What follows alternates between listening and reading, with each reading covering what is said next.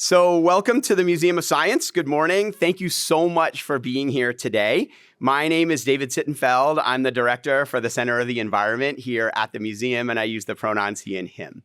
This fantastic event is a collaboration between the Museum of Science and the Stone Living Lab. You'll hear more about what that is in just a minute or two. And the event is part of Professor Yu's 3-day trip to Boston that's been sponsored by the Stone Foundation. And we are delighted to welcome Kongjian Yu to Boston and to the museum. Thank you so much for being here.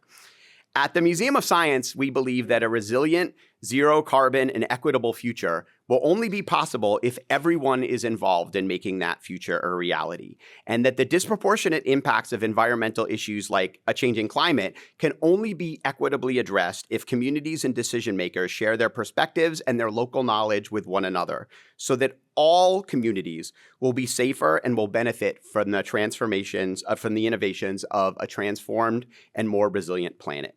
The Stone Living Lab is exactly the kind of collaborative, solutions-focused partnership that we need in response to the thorny, complex problems that are raised by a changing climate.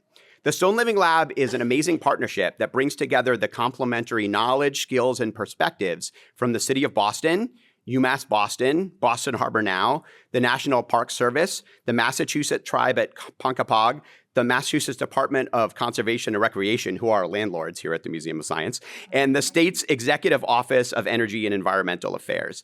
And the lab engages researchers, students, and the public in the discovery of innovative, nature-based approaches to climate adaptation, coastal resilience, and ecological restoration in and around Boston Harbor. We've been lucky here at the museum to work with the Stone Living Lab and the organizations that make it up for quite some time. I'll just tell you that in 2010, we hosted an event that was really foundational to the Center for the Environment that I run with Paul Kirshen, who is now the research director for the Stone Living Lab, right after they had issued their rising tide maps that have been so useful in planning for sea level rise here. And we and they have used them in college courses, in policy making, and in public engagement. And it really is, I think, a wonderful testament to how the Stone Living Lab is thinking about how science tells us part of the story. It tells us what we think we know and what to expect, but it doesn't tell us what we need to do. That involves perspectives, values, and all the kinds of knowledge that the Stone Living Lab has brought together.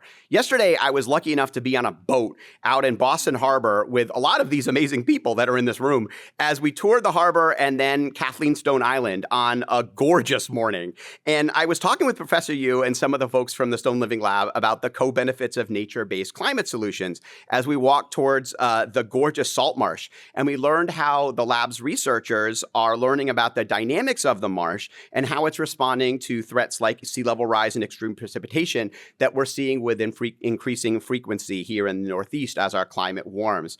And while the focus for that discussion was on flooding resilience, I kept thinking about how research that we conducted here at the Museum of Science with partners from across the Mystic River watershed demonstrated that Belle Isle Marsh, the huge salt marsh at the intersection of Boston and Revere, saw air temperatures that were 7 degrees Fahrenheit cooler than what we found in Maverick Square, less than a mile away, and how these fragile natural spaces, which are really what a lot of New England looked like hundreds of years ago, provide so much to their surrounding communities, not only in terms of climate resilience, but in terms of the very basic and intrinsic value of natural spaces. And the Stone Living Lab has really been, I think, an innovator in helping us understand the value of those. Thank you so much to Jim and Kathy Stone and to the Stone Foundation. Thank you to the City of Boston, and thank you to the folks from the Stone Foundation and the museum staff who have all worked very hard to make this morning's conversation possible. And thank you for being here. I also want to thank Robin Young, who is the co-host of WBUR's Here and Now, and she'll serve as our host this morning. I'll turn it over to her in just a moment. Robin brings over 25 years of broadcast experience to her work at WBUR. She is a Peabody Award-winning documentary filmmaker and the winner of several Emmy Awards for her television work. She also has received radio's Edward R. Murrow Award, among other honors. And I'm sure you're going to have lots of questions and ideas as the discussion progresses. So we have a way for you to send those to Robin and include them in the conversation. On the monitor right over there, you'll see that we have both a QR code and instructions for how you can go to slido.com and type in the code Kongjian Yu, all one word, or just scan the QR code. And that will let you send in questions. And I will be parsing through your questions and we'll send them to Robin so that she can include them in the conversation. We probably won't get to all of your questions. There's a lot of you here. So we'll do our best to answer a bunch of them as a group and send along responses to you afterwards. Thank you again for being here. And please welcome our host for this morning, Robin Young. Thank you, David. You were reminding me of your energy and the energy of everybody on that boat yesterday. I was there too. I kept thinking like the brain power on that boat, the people who've been gathered from Harvard and MIT and all the activists, all the people across Boston who are trying to do something about our serious water problems, yet to be more serious. If we could just, I kept thinking we could just bottle this. And then I thought, oh, we have. It's the Stone Living Lab. And thank you so much for Kathy and Jim for including me in this day and for the work that you've been doing. It's exciting. It's energizing. It's enervating. It is not depressing, even though it could be. So I just want to flag that for you. Couple notes. I'm going to set out the day, but first, thank you also to the Museum of Science. It sits like a jewel here. Look at this view. And look, if you will, over by the right-hand side of the MIT Bridge, Mass Ave Bridge, see that brown spot? That is a floating wetland. And that's one of the solutions that we're going to be looking for. We're also wondering, how did somebody get to have a houseboat? There's a houseboat there. I don't know how you can have a houseboat on the river. I want one. Anyway, that's just a tiny example of the kinds of things we're going to be hearing about. A note, Chris Osgood, the chief of resiliency for the city of Boston, had a last-minute conflict. He could not make it, but we are thrilled that Kate England, the director of green infrastructure for the city of Boston, will be here in his stead. And what fascinating journeys both she and Kongjian Yu have separately been on to bring them here to this room in this moment. Start with Kongjian Yu. He describes himself as a peasant's son from a province in China with less than 500 people, a rice farmer, but his dad did multiple crops, and we'll hear about that and how that impacted Kongjian. He's now, from that rice paddy, from that province, referred to as the Olmsted of China, after the founder of the landscape architecture profession, of course, and a man whose work graces our fair city. Frederick Law Olmsted, revered for his purposeful landscape design. His goal was to provide restorative public experiences. Wu pioneered what Wired magazine is calling Wu, I shouldn't call you by the last name. Sorry, that was a reporter thing. Sorry. Kongjian pioneered what Wired magazine calls the hot new strategy in urban landscape design. Never have wetlands and permeable walkways sounded sexier, I have to say. His idea is, instead of rushing to get stormwater out of cities with our old crappy, no pun intended, sewers, canals, our pipes, gray infrastructure, slow it down with green infrastructure. Keep it, soak it up like a sponge, reuse it to refill aquifers, save it for a not-so-rainy day. In 2023, he won the prestigious Cornelia Hahn Oberlander International Landscape Architecture Prize. That's a biggie. His work was a big reason the Chinese government launched their own Sponge City campaign across that whole country. He caught the attention of Jim and Kathy Stone. That's why all of this is happening. These curious people are like, And now, through the Stones, the city of Boston. But you've been this way before. We just want to point out that Kongjian received a Doctor of Design degree from Harvard's Grad School of Design in 1995. I just want to give a nod to his former professor, Stephen Irving, who is here with us. It's been so much fun to see you kind of with your former student, on these couple of days. And Kongjian is also founder and principal designer of the landscape architecture firm Turinscape, which pretty much means dirty man. And so we'll find out more about that. Kate England. Kate, scared of you. She is the inaugural director of green infrastructure for the city of Boston, appointed by Mayor Wu in 2022, maybe the first cabinet-level administrator to carry out green infrastructure policy in a major U.S. city. Pretty cool. You've also seen the pictures in the Globe. Remember the one a couple weeks ago of the poor bartender down by the seaport who had two big black plastic garbage bags on each leg that he was holding here as he carried trays of drinks out to people who were up to water to their knees on a sunny day, because we were having one of those days. And then, of course, this past weekend, we had, there was I think I got it here. I love this.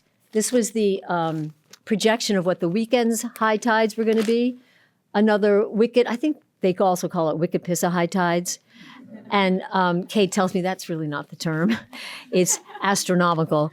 But yeah, we had a huge tide again on a beautiful sunny weekend. What are we going to do about that? What are we going to do about the fact that for every degree, I think it's degree or 2 degrees of, every degree of temperature rise, we get 7 more inches of rain. Look at Asheville, North Carolina. That's 14 inches more of rain that clouds can hold of this warm water. What are we going to do if on a sunny day we have flooding? So that's kind of what we want to address today. Figuring a lot of that out is Kate's job, but it's more than storms and rainfall. It's resiliency. It's tree canopies. How can we make Chelsea and cities that don't have the tree cover they need, how can we give them the tree canopy they deserve? It's sort of a human right to be able to reduce your heat. It's education. Previously, Kate was at the Boston Water and Sewer Commission, then the Mass Department of Conservation and Recreation. She's going to combine. Usually people go off and do their pipes and their infrastructure, and people do their parks. She's going to bring them together so that they all work together. At BWSC, she worked with Boston Public Schools to create a green infrastructure curriculum for 5th to 7th grade. These are kids who are going out and doing their own data collecting for flooding. Fantastic. She convened Boston's first interdepartmental working group focused on green infrastructure. I'd love to be a fly in that room, getting everybody together.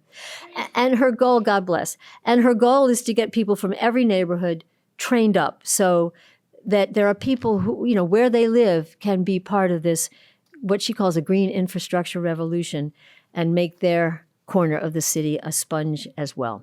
We're going to hear from both of them today. As we said, we're going to then also talk a little bit ourselves, take our questions. We are right now watching from the sidelines, watching these two on this journey. But I hope, at the end of the morning, if you haven't already, we roll up our sleeves and join them, on that journey. But for now, let's start by welcoming Kongjian Yu.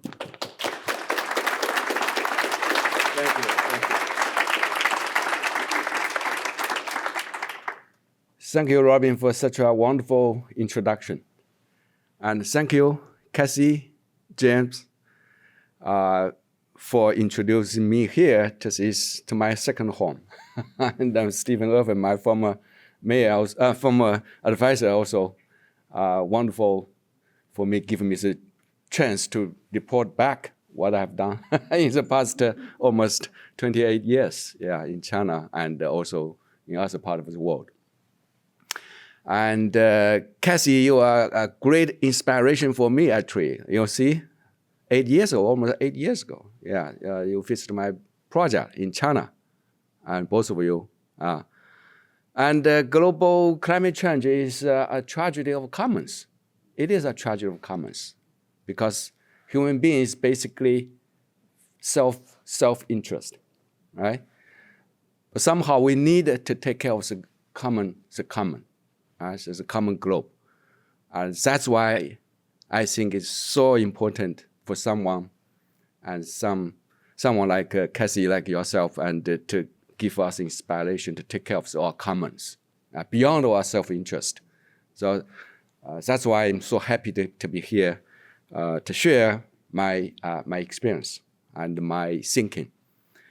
So Sponge City is or Sponge Planet. Go beyond the city, the Sponge Planet is my new theory. Not just taking care of your city, your doorways, or your community, you really think as a city, beyond the city, think as a globe. If you want to solve the problem of Boston Harbor sea level rising, you really have to think as it is part of the globe. So today I bring a globe in my pocket. I will explain why this is so important. And use AI. I know you use AI here to generate all this interactive media here. I actually use AI to generate this sponge planet. And that's the image I get. A goddess sponge. Great. Yeah, that's interesting. But anyhow, climate's changing. Yeah, it's a syndrome, and it's urgent. It's urgent. Right? Heat, biodiversity loss, flood, drought, so all come together. Right? Same time. You cannot just solve one problem, use one solution. You have to think as a globe as a whole. And so, of course, Boston is going to be flooded somehow.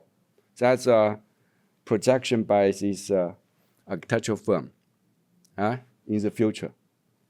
Most of the Boston will be flooded somehow. Yeah. So the holistic solution is that you have to think about the globe. We have solution for carbon because we believe that carbon is a problem causing sea level rising or global heat. But don't forget that 70% of global surface has been transformed in the past 300 years. We have lost about 70% of wetland on the globe. And the sea level rising, we're all talking about because ice cap melting and thermal expansion. But actually, the water from the groundwater depletion from the flood contribute 40% of sea level rising. Now that make my theory, I get excited to see that maybe the solution is not just carbon, actually it's water. If you can solve the problem of Mississippi River or Yangtze River or Amazon, if you can keep water there, you can save Boston Harbor here. Now that's global. But certainly you have local issues because the flood comes from the New England glacial landscape. Right? So that's a local problem, the only local problem. The day before I flew over from New York to Boston, I can see that about 50% of the former ponds been filled, been grown with cranberry, which means those space should be given water. So you have lost about 50% of capacity. So when your historical storm comes, you will certainly be flooded. But that's only regional or local solution. So that's why you have to think of the globe. If you can, the globe fill in the 70% wetland and recharge the aquifer, all those water we have lost, you will solve the problem at least 40 to 50% of sea level rise problem. And beyond that, because you have the wetland system, you have the sponge system, you have better forest, you have better wetland. And wetland is the most productive, most effective carbon attraction habitat, right? So if you can restore the planet as a sponge planet, you will not only solve the problem locally, but you will also reduce carbon emission. You will also cool off the planet. because the science museum tells you that you have wet bulb and a dry bulb. The wet bulb can reduce temperature dramatically to some degree, even to 10 degrees lower compared to dry bulb. So that's a very basic mathematics. But we usually forget this. In the past 20 years or even 30 years, the financial institute invested most of the resources in carbon emission, cut carbon emission. No, that's fine. That's certainly necessary. But we forget the nature-based solution, which only based on UN, based on the Secretary of United Nations, only 5% being diverted to nature-based solution, which means restoration of wetland, plant trees, or improve the farmland, or create a more green space. Only 5% of the investment. So we virtually waste 20 years. Now we are too late. Looks like too late, but certainly not too late because we have to fix the problem. So that's why this sponge planet, we want to fix it locally. We call it adaptation, but also globally. Now that's a mitigation, right? So mitigation, adaptation come together. That's a holistic solution, a sponge planet. You need a sponge catchment, sponge waterway, sponge farm, sponge town, and sponge lake shore, the coastline, including the living wall we saw yesterday. That's miniature sponge. So that's the whole idea. How can we fix the globe? Is that expensive? Is that difficult?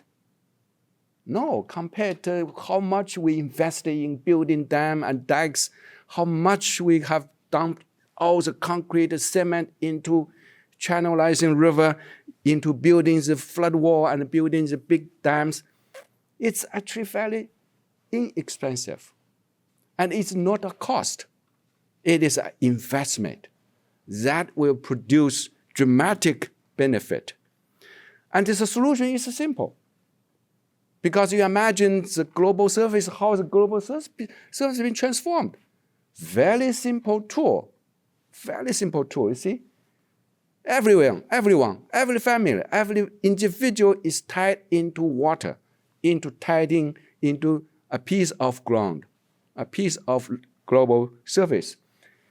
Too little water, creating terraces, grow rice, cultivating fish. Can you imagine on the slope? Now that's the culture of monsoon climate, which is not familiar to you here, which is not familiar to European or Western culture. Now that's what I can share with you because I was grown up in this kind of village, working with land like that. And if had too much water, we created this kind of pond and dike system, or even island system, to allow crops to grow over the water.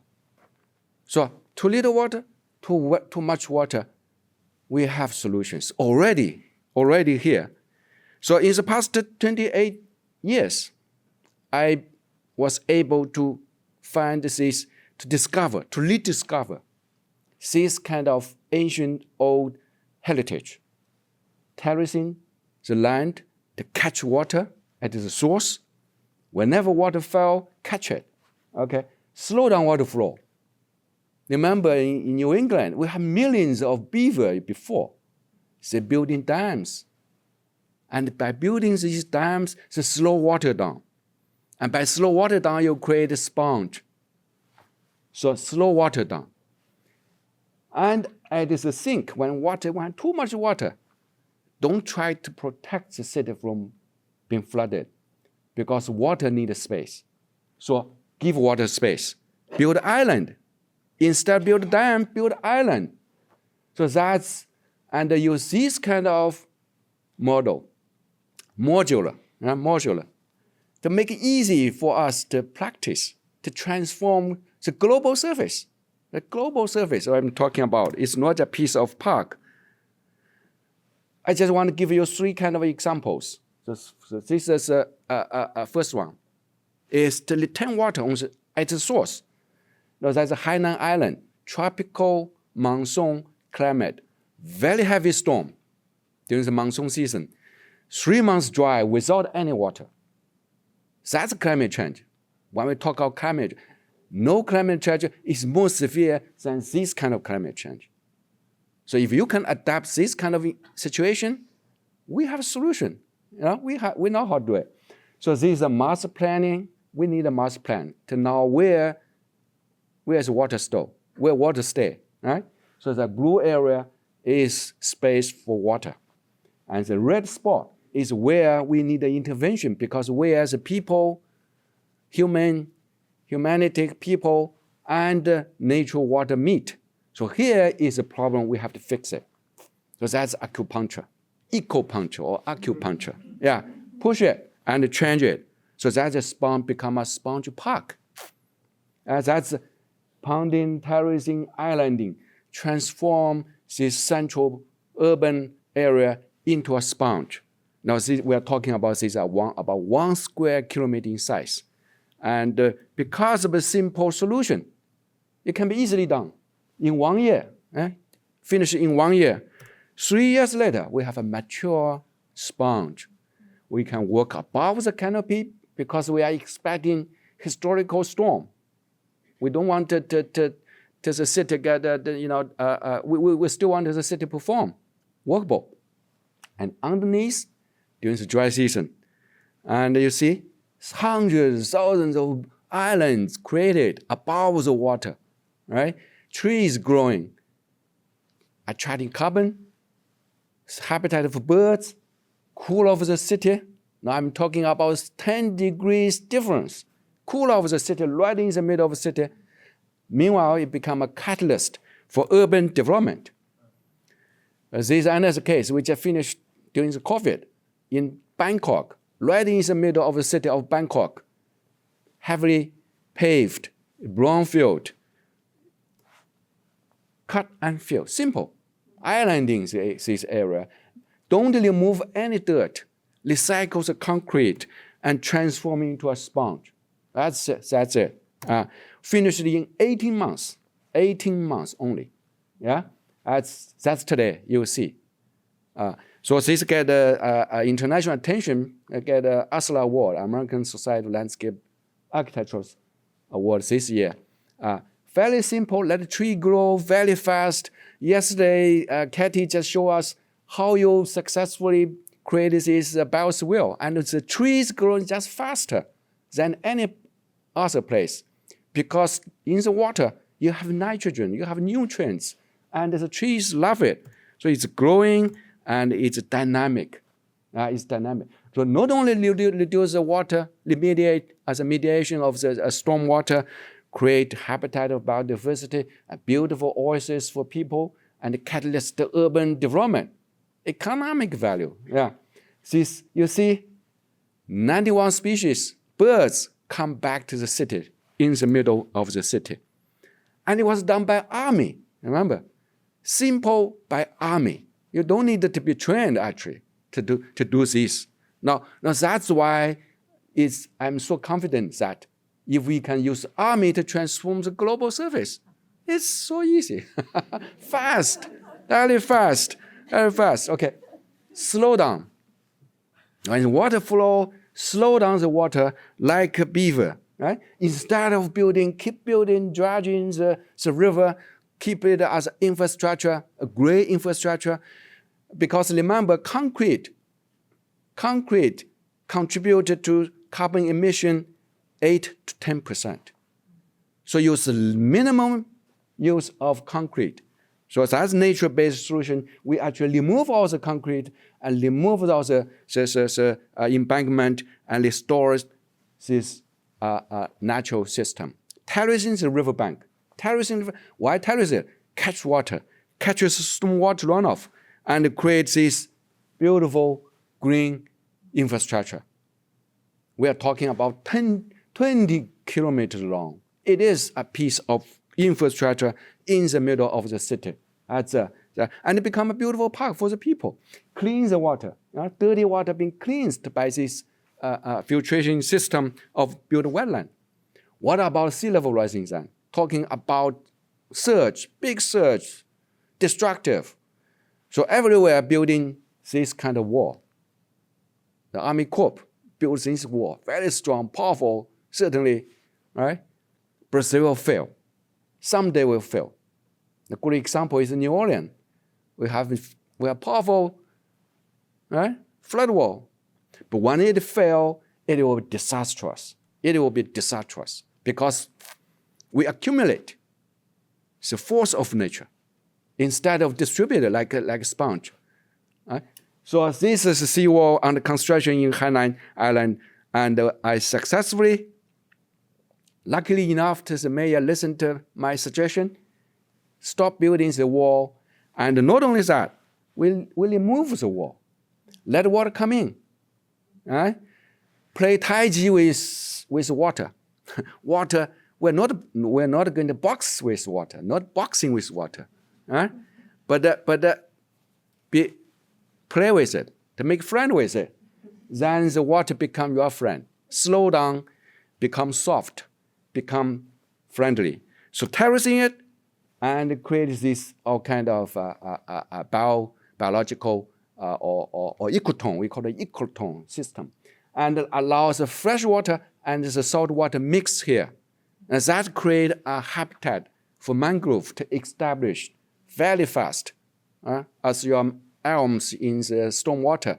And this kind of water, because they are nutrient rich, and they can catalyst all the development. You see, that's 3 years later, you will see, and birds and people and together, you see. The other side is birds and people interlocking, finger-shaped.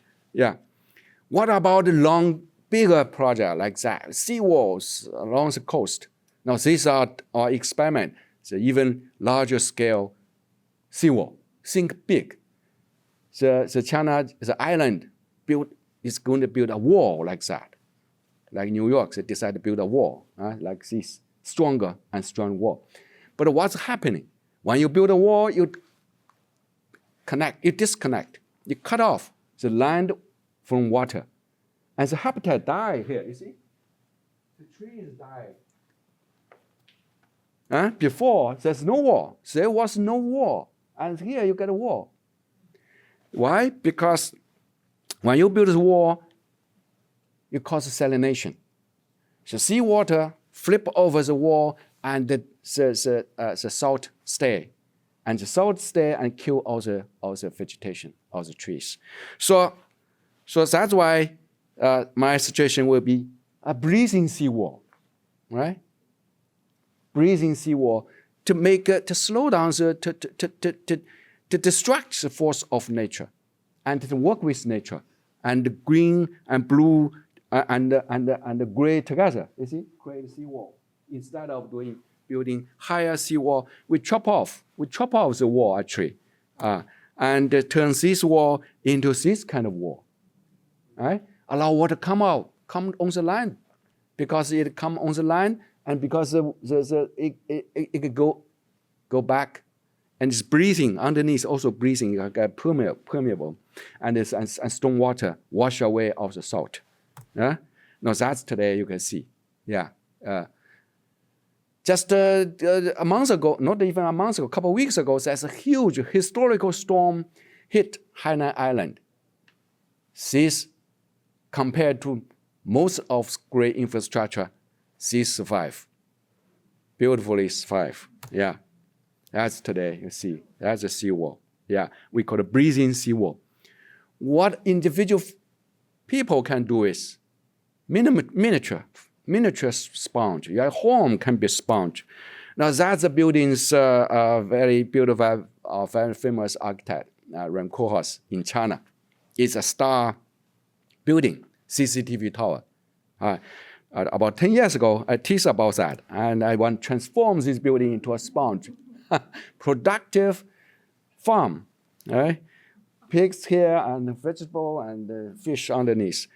So that's a vertical farm. But that's certainly just a joke. But what we can do in my own home, my own apartment, is my own apartment, collect stormwater, solar energy, but mainly stormwater management. Right? I collect 52 tons of stormwater from the roof, from the balcony, and create this garden, vegetable garden, small garden, and also another garden, fragrant garden. That's all small stormwater. Yeah? And even put a bathtub over it. Because the water you use actually fertilizer. You can recycle the water to irrigate your balcony, irrigate the vegetation.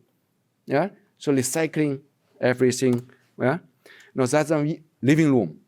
The first day one, when it was built, use just rock, just limestone, porous, miniature sponge, porous limestone, and recycle the water, irrigate it, use stone water.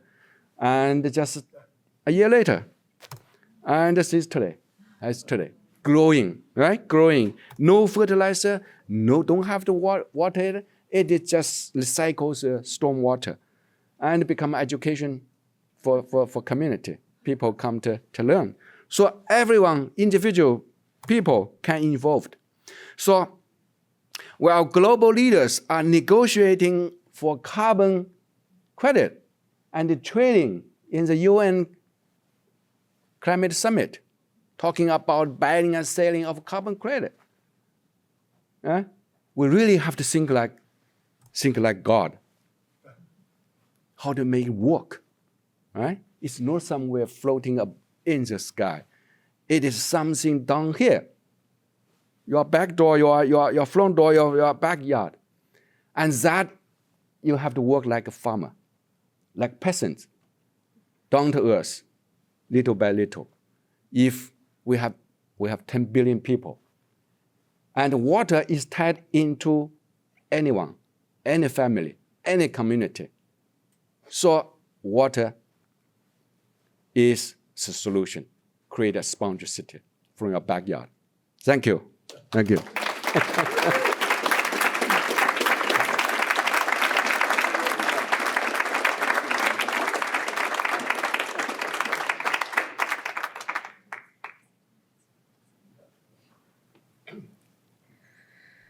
Well, how can you follow that? Good morning, everybody. My name is Kate England, and I'm the director of the Office of Green Infrastructure, and I'm so excited to be here to speak with you all today. So I want to talk a little bit, after hearing that wonderful global perspective, a little bit about what's happening here in Boston and what we can and should be doing here in the city. So all of the photos that you're going to see in my presentation are green infrastructure features in the city of Boston. There's like a little tag at the bottom or the top that says where they are. And the Museum of Science actually has a beautiful living wall in the lobby that you may have seen when you came in. So just wanting to give a little credit to institutions already doing wonderful work. All right, so we just heard a very long kind of in-depth explanation about water management, both seawater and stormwater, but I generally like to level set. So many of us are urban dwellers. I know that I live, have lived all over Boston, but stormwater is generated in areas with lots and lots of hard surface when precipitation falls and can't absorb into the ground like it would naturally in an unpaved environment. And typically when we talk about stormwater, we use the word problem. What's the problem with stormwater? And I think that it's falling to us to rebrand that a little bit and to reshape that narrative to think about stormwater as a resource. But the two kind of things that we have to address when we think about stormwater and stormwater management are water quality and water quantity. So in the city of Boston and in most of the cities across the world, our cities contain a number of pollutants. Some of them are visible. There's litter and leaf litter and grit and things on streets and sidewalks. And then there are the invisible pollutants. There are nutrients, bacteria, and other things that we can't see but we know are there. And the way that our storm drain systems work, the way that they're designed, the gray infrastructure systems that we have, is that all of that water is captured and then goes directly to our water bodies, usually without any treatment at all. So we're essentially encouraging water to, be captured on our streets and then go directly to a water body, get it off the streets as quickly as we can, not thinking much about the quality of that water once it hits our natural water bodies like the Charles River out the window. And the second thing that we have to deal with is water quantity. The city of Boston has had a number of pretty extreme storm events over the last few years that have resulted in a good amount of flooding. And to give you an indication, our stormwater system in the city of Boston is designed to handle about 5 inches of rain over the course of 24 hours. And in the last 2 years, we've received several storms that dropped 1 inch to 2 inches of rain in an hour or two, which means our system is not designed to handle that amount of water in that amount of time. And so how do we manage that? How do we deal with that? We've got this lovely Climate Ready Boston viewer on the city's website where you can take a look and see some of the anticipated impacts of different storm events. This is one of the many modeled storm events that we have. This is the 10-year, 24-hour storm, so it's not even a particularly large storm. This is a storm that we get today. And you can see the teal areas on the screen are all parts of the city that are currently experiencing flooding. So what you're seeing is that this affects all of Boston, all neighborhoods across the city. And so thankfully we have green infrastructure. And my role, which I'm so fortunate to be in, is very much focused on using nature-based solutions, green vegetated infrastructure, to manage both those quality and quantity problems that we just talked about. So green infrastructure uses plants and soils and other natural materials to capture stormwater, usually where it falls, to allow it to absorb back into the ground, and to filter pollutants and other things out of stormwater before it gets into our groundwater systems and back into our water bodies. The definition that I just gave you is very heavily focused around stormwater, and that is traditional. Green infrastructure is almost always discussed as stormwater management. How do you manage, flooding? How do you manage water quality? But in my role at the city, I've been able to expand this definition a bit to talk more and more often about the co-benefits of green infrastructure. So there's this wonderful bulleted list on the screen that I will not read for you. But to the point that Professor Yu made during his presentation, we have all these wonderful co-benefits, things that nature-based solutions do for us. It helps to reduce urban heat island, helps to support tree growth. It's a wonderful opportunity for public education. And so when we think about green infrastructure in the city of Boston, we are keeping these co-benefits top of mind. So I have 2 maps on the screen. The first one, because I just want to point out, we actually do have a lot of stormwater management infrastructure in the city of Boston, a lot of infiltration features in the city. All of the dots that you're seeing in the image on the left are some kind of stormwater management feature that is owned by a private property owner. So we have thousands of green infrastructure features across the city. If you look at the little dots and the colors, you'll notice that the only color on the screen that is like a nature-based solution is a red dot. And I challenge you to find more than 5 of them. So the majority of the infiltration that's happening on private property in the city of Boston is subsurface, which means it doesn't have any co-benefits that we just talked about. It's getting water back into the ground and it's doing some pollutant removal, but that's kind of the extent of what it's doing, which isn't enough. And if you look at the image on the right here, all of the purple dots are the privately owned green infrastructure that you're seeing on the image on the left. And the green dots are the publicly owned green infrastructure features. So that's my work, my office's work, and the city's work. So as you can see, most of the green infrastructure in the city is actually owned by private properties. Most of the work, the bulk of the work, is happening on private land. If you're curious about where you can visit a publicly owned green infrastructure feature in the city of Boston, we do have a website that has this lovely little map. The map shows photos as well as information about each of these sites. If you click on the site, it gives you more detailed information. But this was created as a way to allow the public to visit and interact with the green infrastructure that we currently have. And you'll notice in some of the pictures that I'm going to show you in the next few slides, the green infrastructure that we currently have in the city that's publicly owned is quite a bit smaller than what we just saw in the Sponge City presentation. Those projects are large and have all of this wonderful kind of public interaction opportunity. They're genuinely stormwater parks. They're these big, beautiful spaces. And I'll talk a little bit about this when we sit in our comfortable chairs and have our actual conversation with you all. But that's kind of next steps for City of Boston. That's what we're looking looking at moving into now. And so we'll talk a little bit more about that in the future. So we did a wonderful green infrastructure tour yesterday. David was describing the morning half of the tour, which was the boat to Stone Island, which was absolutely amazing and really had a wonderful time with a lot of people in this room. And then in the afternoon, I led a bus tour where we visited a bunch of green infrastructure sites in the city. So I'm going to show you some photos of a few of these sites. I wish that I could show you all of them, but just to give everyone a sense of what we were able to visit yesterday and what we currently have in the city as part of our public infrastructure. So the first site that we went through was Codman Square. Codman Square is in one of the southern neighborhoods in Dorchester. This site has 6 bioretention features, these lovely little rain garden pockets that you're seeing throughout the intersection. The rain gardens are planted with all native plants. The project was initiated as a traffic calming project years ago, and because Codman Academy is directly adjacent to this intersection, and the students wanted more than just paint and flex posts, we ended up with this beautiful rain gardens integrated into the project design because of their advocacy. We also drove by the Harambee Park constructed wetland. This is also down in Dorchester. Harambee Park is one of the largest city parks that Boston Parks owns. And this constructed wetland space was essentially created in a part of the park that wasn't being heavily used for playing fields or playgrounds or other kind of necessary recreational uses. But the space is this wonderful example of what can be done in parkland without changing the use of your park. So we have these wonderful boardwalks that go through the space, as well as a large number of native plant species, as well as some engineered infrastructure as well. So you can see the gabion stone redirects that send water kind of in a serpentine pattern to keep it in the feature longer. We also went to Nubian Square, which I think was unequivocally everybody's favorite stop. So this project is an absolutely wonderful example of how meaningful vegetated green infrastructure can be added into a street, a right-of-way in the city of Boston.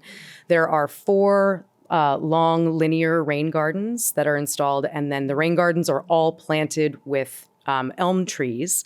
The project was completed in 2022, technically 2021, but I'll explain 2022 in a second. It was completed in 2021. It includes a large porous asphalt bike lane that runs through the middle of Nubian Square, the rain gardens, and then 12 elm trees. When the elm trees were first planted, they were 2.5-inch caliper, which means in diameter they were 2.5 inches. And now the tree trunks, you can see they've grown quite a bit. They're between 6 and 8-inch caliper, and it's only been a few years of growth. So this is very quick for trees to put on caliper inches, and you'll also notice that the tree canopy looks quite happy and healthy. And then, fun story, the rain gardens were actually value engineered out of this project before construction. And you'll be like, oh, well, I see rain gardens, so what happened? When I was appointed in 2022, one of the first things that I did was I went back to this site and I put the rain gardens back in, or put them in for the first time. So what we had during construction was the trees were planted, and the curb cuts that you're seeing, the openings in the curb, were still there because they were removed so late in the design that the curb plan was already done. And so we removed some of the soil and the red bark mulch that was there, added biosoil, and planted all these beautiful native wildflowers that you're seeing. So this is a picture that was taken this fall. So even when there are not flowers in this space, you still have beautiful grasses of different colors and sizes and shapes. It's a really dynamic and beautiful natural landscape that provides wonderful habitat. And I was telling folks that as soon as you put the plants on the ground, but when you're doing plant layout, before you even plant them, pollinators arrive. They can smell, they can sense that there's nature nearby. And so when we were actually planting these, we had just rows of plants placed on the sidewalk and just butterflies and bumblebees and all kinds of stuff just appearing. It was magical. And then we actually didn't get to visit City Hall Plaza yesterday because, for those of you who are aware, NBA on TNT was filming on City Hall Plaza last night, and it was a bit of a crazy show. So here is what City Hall Plaza looks like. This is a large project that was completed in 2023, spring of 2023. And the plaza has been transformed into an accessible space with a lot of natural surfaces that did not exist before. For those of you who had visited City Hall Plaza prior to the renovation, it used to be just a large, expansive brick space with lots and lots of stairs. So not exactly the most welcoming place, and definitely not an accessible space. So the plaza now has several tree groves, lots of trees planted in subsurface infiltration trenches, which means stormwater is passing through the surface and feeding these wonderful trees. And it also has a large capture and reuse system. There's a subsurface, there's a cistern, it's a tank underground, where runoff from the plaza is being captured, filtered, and then used to irrigate the planted areas in the plaza. So there's no potable water used to water City Hall Plaza. It's all captured and reused stormwater. All right, so I'd like to get us into the question portion of this. So thank you all for your time, and looking forward to hearing your questions.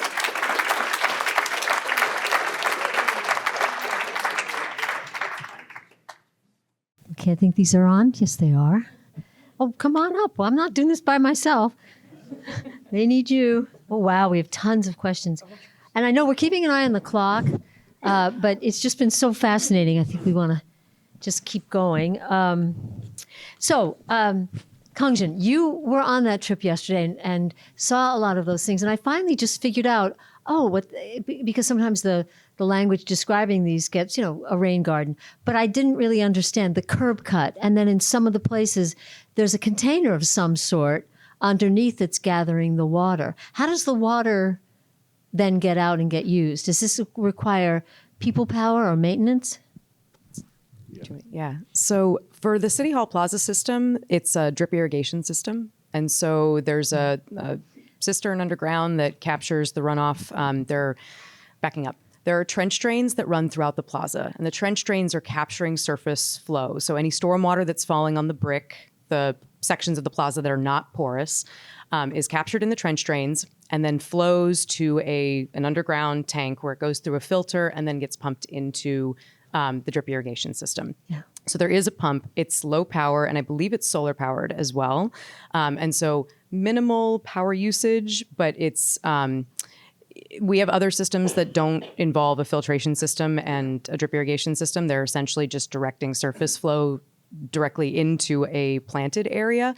And for those, there's no power involved. It's just flow into into a planted space. So there's different ways that you can capture and reuse your stormwater.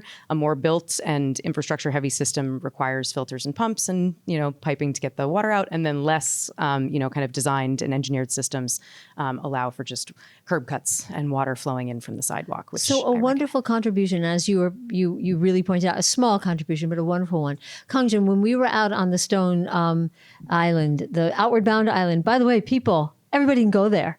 It's like you just take a boat and you go there. It's so great. It's so beautiful. You look back at UMass Boston and the skyline. It's amazing. And you see this beautiful space. There's some old buildings there. There's a kind of a beautiful, I wouldn't say pristine, but it's a green lawn that kind of flows down towards the wetlands as we went there. And I was walking along with Kongjian and we're looking at this really, in New England, we like our kind of flowing green lawns that flow away from old houses. And you said, this has got to go. And you were saying this should be, this space, like kind of be, there's a wedding facility there. People, there's a wedding facility there. It's beautiful. You were saying just put natural growth here, just natural flowers and do that kind of containment and capture some water. Wonderful ideas. But even if we add up lots of those little ideas, how do you stop the water from rising on a sunny day? How do we protect this place that we built on? This was a bay. It's called the Back Bay because we built on a bay. How do we fix the big problem? Kongjian, just your thoughts on Boston first. Well, Boston have three kind of flood. One is urban, very local urban inundation, which is very local, right? Because the whole world is divided into different size of drainage or watershed. So the local, you can solve the problem by this kind of easily, by bioswale, right? Or when you have the barrier walls that we have, what we're doing, you saw this too, we're covering them with these tiles that are like a living sponge that will then grow plants on them, and then the species come and swim around them. So it's more of a live wall. A living wall and enough space for water to stay, right? That's local solution. And the regional solution is Charles River, you have the region, you have the watershed. You have to solve the problem upstream also. You have farm, you have backyard, you have everything. So in order to protect this kind of flood, you really need to solve the problem at a regional scale. Think about sponge. I'm talking about sponge will be about 10% to 20% space needed. Are you talking about more islands as it goes up through more Watertown? Island. It's a more pond, more terraces, more. We have vineyard, we have orchard. So orchard should contain water to some piece. 10% of you create a pond in the orchard or a farm, a cranberry, this. So keep water as much as possible on site. Whenever water fall, on site. Don't flush away. Don't flush along the Charles River. So this will keep at regional scale.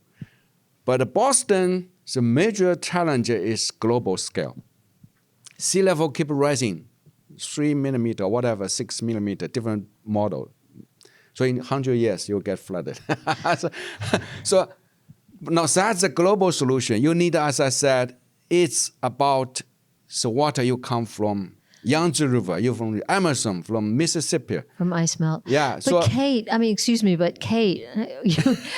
you're here now. And, yes, this is a global problem, sea rise. But what are you thinking about stopping that flooding that we have now, when I don't see where you'd put a lot of this innovation in, because we've already put concrete over everything? Yeah. So I get this question a lot, actually. And I want to highlight something that the professor said, and then I'll jump right into that, is think of water like a balance equation.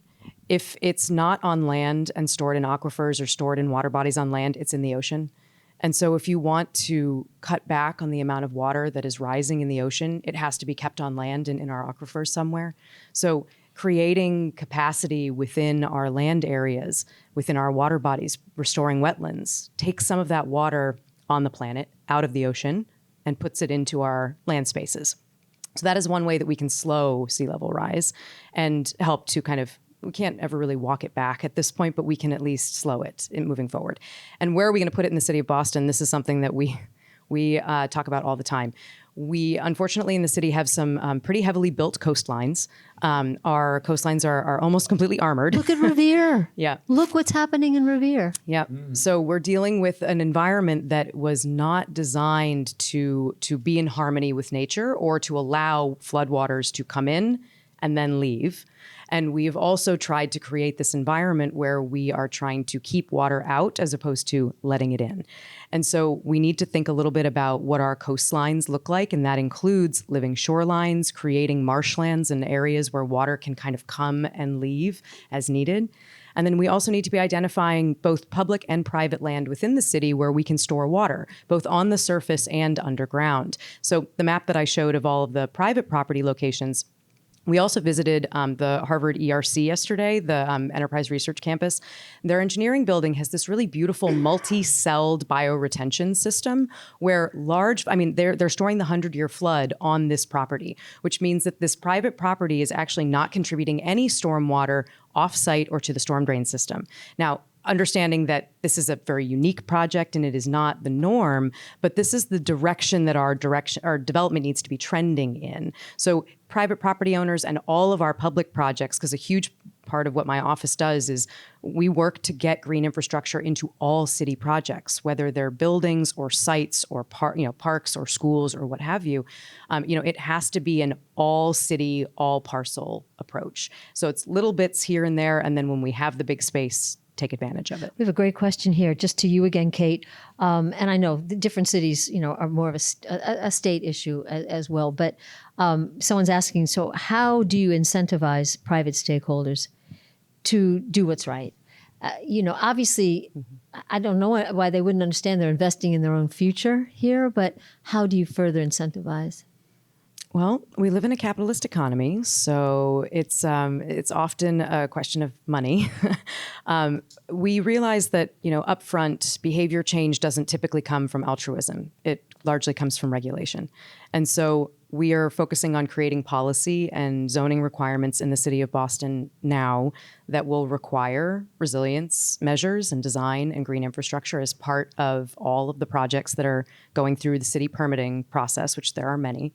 And then we're also looking at how do we incentivize people through maybe credits on a stormwater fee, or creating a credit trading system for stormwater where folks can invest in projects that will get built in areas that need them most.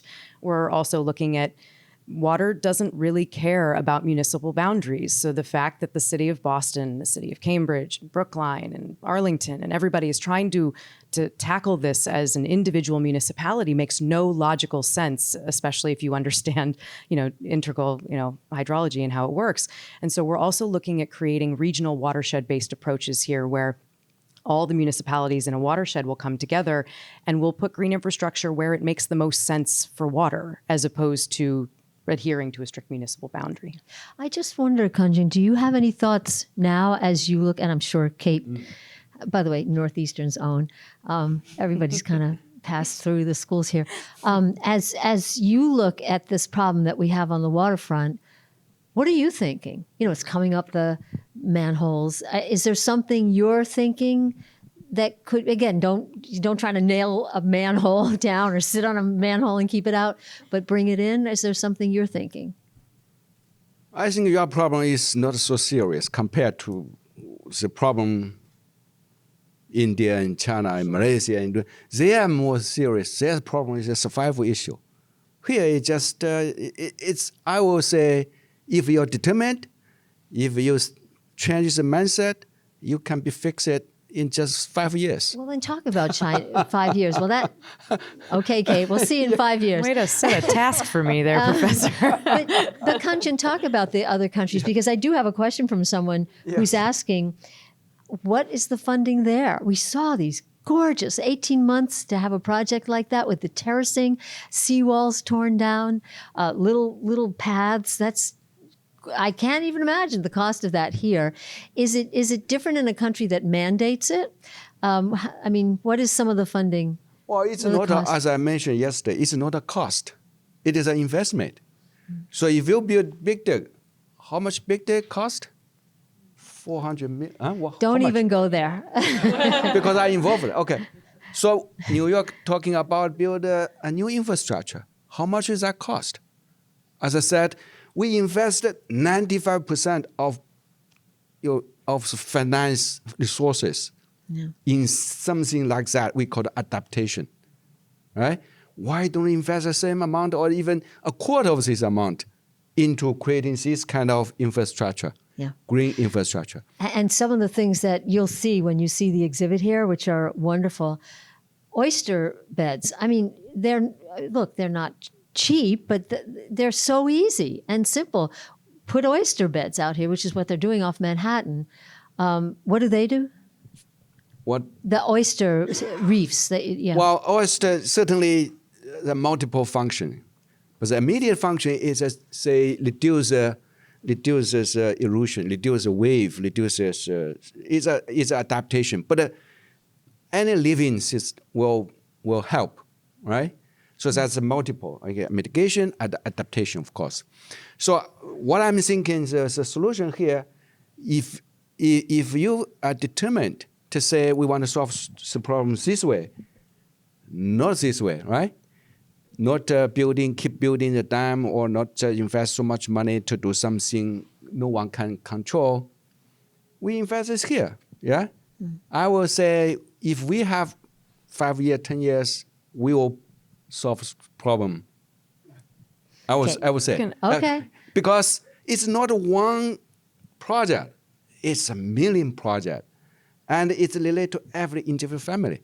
If you build your garden as a sponge garden, you solve the problem 10 times. I know Kate wants to jump in, but I could build a sponge garden because I have a low level enclosed. It's got apartment buildings, it's dark, and I'm full of mosquitoes. And so it gets very wet.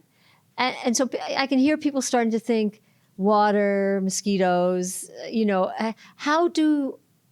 this may be a stupid question, but how do you do it safely? How do you do water safely?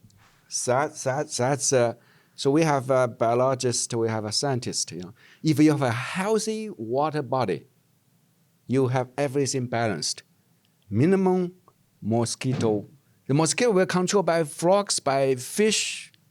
Yeah? So that's balanced. So that's what we want to create, makes a healthy wetland. If it's Be healthy, yeah, balanced. That's right. Yeah. But I know you wanted to jump in too about. Yes. Oh, no, I was just going to. So there's a little known fact that up until about 2 years ago, green infrastructure was not actually considered infrastructure by the federal government, which means it was not eligible for federal funding until Congress approved in 2021 or 2 green infrastructure as infrastructure. So you can now use federal funds to build green infrastructure, whereas in the past you could not. Yeah. So that's a funding source that exists now that didn't exist even a few years ago. And then state funding wise, we have a wonderful governor in Massachusetts who is actually interested in talking about climate resilience and has created, offices and hired staff who believe that this is, not just, a path forward, but the path forward. And so we do also have additional, state funding that was never available before. And then we also depend on obviously the generosity of private philanthropy. So it's really amazing to me to see that there are individuals who are, funding Stone Living Lab, funding, major projects, institutions that are funding beautiful projects. So this is, again, kind of an all hands on deck situation where, everybody's funding and everybody's contribution And matters. I love that you're bringing in young people. And we've got a question that I just want to get to. Well, before that, I have to add that No, please. building sponge can also increase property value. You see, based on my experience, all these projects I show the property value surrounding this area, minimum double, maximally 400% increase property value because the most poor neighborhood is flooded in the flood zone. In the flood zone is usually a very poor neighborhood, and the property value is devalued, right? Is undervalued. So if you can improve those areas, the property value increase. And so that money can be used for the investment. Yeah. Excellent. Someone asks, young adults are looking to gain skills on climate resiliency. As one of those young adults, who wrote this? No, I'm curious. Oh, great. Good. So as one of those young adults, how can we scale up green infrastructure implementations? What are the first steps we need to get green infrastructure in our neighborhoods, and maybe even as a path, for jobs? Kate, you want to? Because you have the program in the schools. I do. Well, we actually have a few programs that might be of interest to everybody. So the city, acknowledges that we have this wonderful knowledge base in young people in the city of Boston. And that starts as young as our grade school students. So we've started with curriculum in the Boston Public Schools that is introducing the idea of stormwater and green infrastructure to students when they're in 5th and 7th grade. I personally did not hear the word stormwater until I was in college. I grew up in New Hampshire. We had surface drainage. We had no storm drains, so I had no idea that this even existed. And so for a young person in Boston to learn about green infrastructure when they're in 5th grade is an improvement over my personal experience.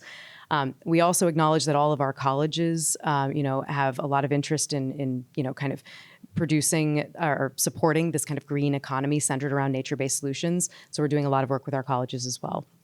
But we also acknowledge that there are a lot of individuals who college is not the right path for them. They don't want to go to college. And so we have also focused on creating training programs. And we actually recently won a NOAA grant, $9.8 million, to create a climate-ready workforce training and employment program.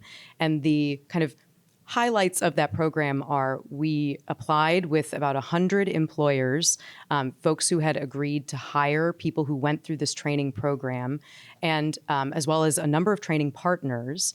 And so with the funding from this NOAA grant, we'll be creating programs where we'll be recruiting individuals from our historically excluded and underserved communities to go through training in green jobs. And that could be green infrastructure, could be solar installation, could be living seawalls, could be a variety of different things. And then on the other side of the training, which includes support services, babysitting and childcare, mental health and food support and housing support. On the other side of these training programs, there are jobs, and jobs that are living wage jobs that come with benefits and ideally will allow these individuals to not just be part of this new green industry, but actually build it for us, create it, and kind of dictate what it looks like. And David is reminding me that the Museum of Science is hosting its first ever Green Career Fair on December 7th. So that'll be cool. Just another question for each of you. I pointed out that floating wetland there.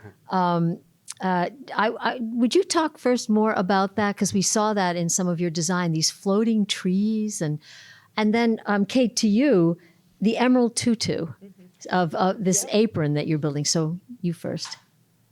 Well, this real floating. My case is island. Yeah, it is island. It grows. Yeah. It touches down, the ground. Yeah, yeah. But it's a different case. Different. But certainly, these islands, it function multiple functions.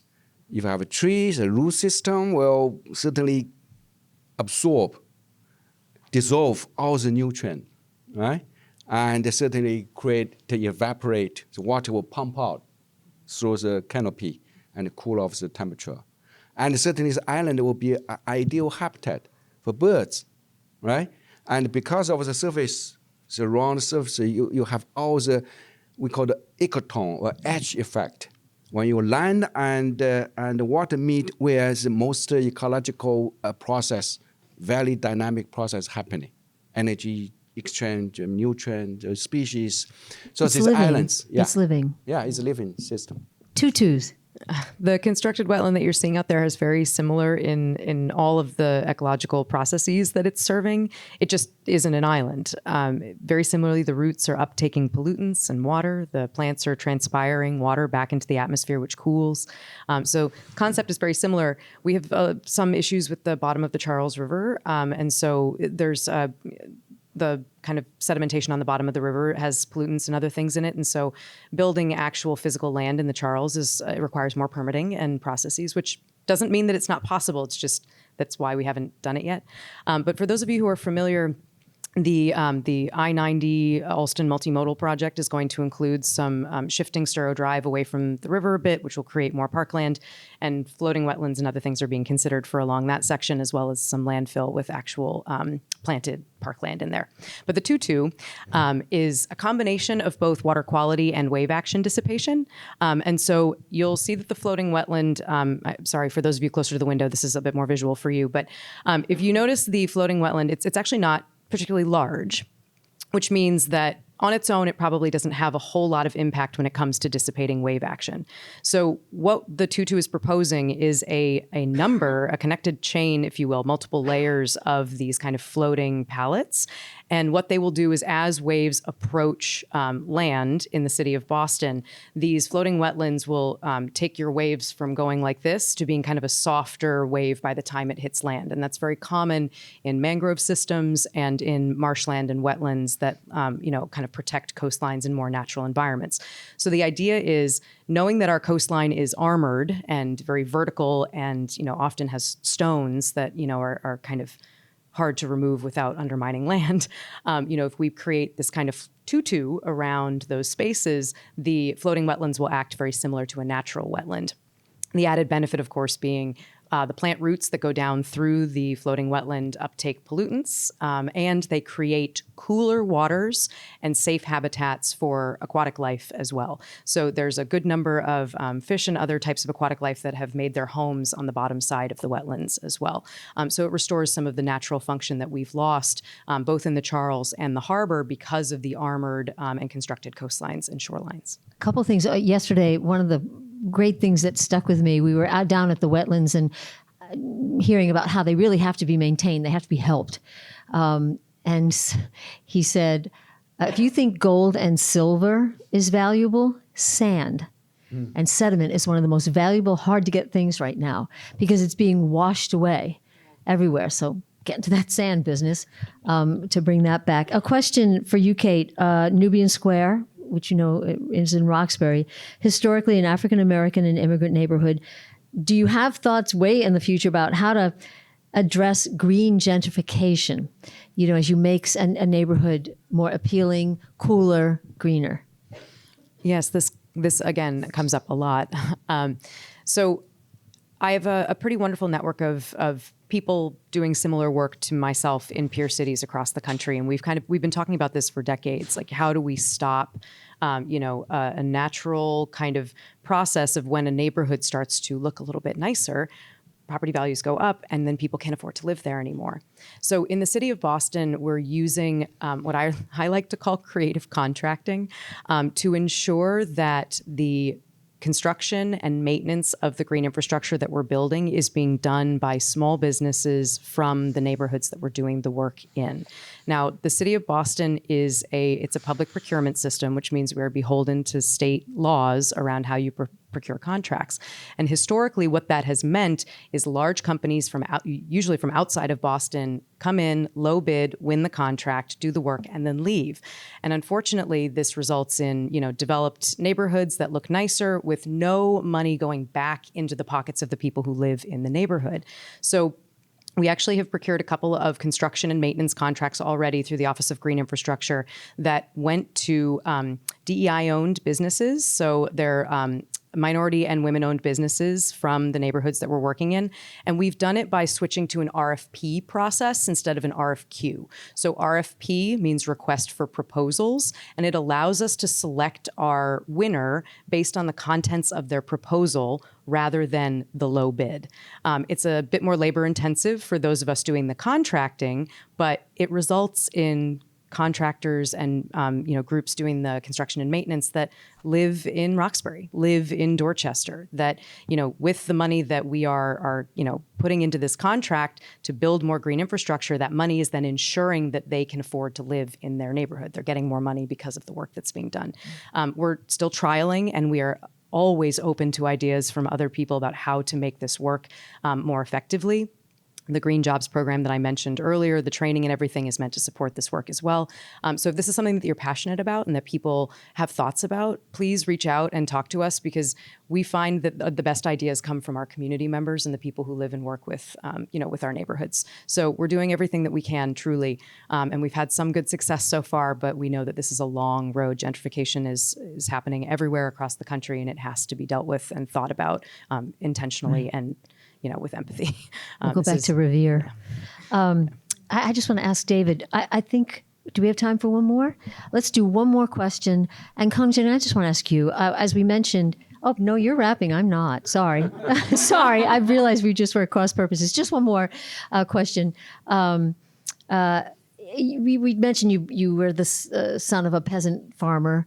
And you said there were three things that led you to this point, from a rice paddy to this point. One was, it happened to be the same year that Nixon visited China, 1972, when your village used newly available pesticides because they were available.